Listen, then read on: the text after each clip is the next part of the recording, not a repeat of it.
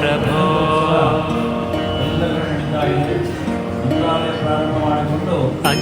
अज्ञाननाशाय विज्ञानपूर्णाय सुज्ञानदात्रे नमस्ते गुरो